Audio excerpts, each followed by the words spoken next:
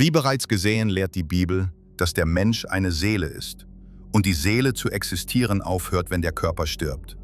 Aber was ist mit dem Geist? Bleibt er nicht auch nach dem Tod des Körpers bei Bewusstsein?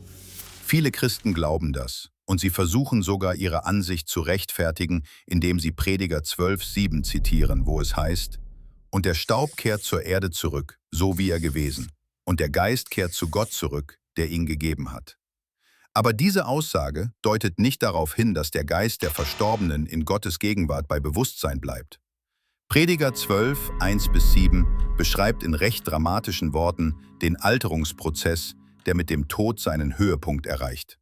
Vers 7 bezeichnet den Tod als die Umkehrung des in 1. Mose 2, 7 erwähnten Schöpfungsprozesses. Wie bereits erwähnt, formte Gott, der Herr, am 6. Tag der Schöpfungswoche den Menschen aus Staub von der Erde und blies ihm den Odem des Lebens in seine Nase. Und so ward der Mensch ein lebendiges Wesen. Aber nun sagt uns Prediger 12,7: „Der Staub kehrt zur Erde zurück, so wie er gewesen, und der Geist kehrt zu Gott zurück, der ihn gegeben hat." Der Lebensatem, den Gott in die Nasenlöcher Adams hauchte und den er auch allen anderen Menschen gab, kehrt also zu Gott zurück. Oder mit anderen Worten, er hört einfach auf, in und durch sie zu fließen.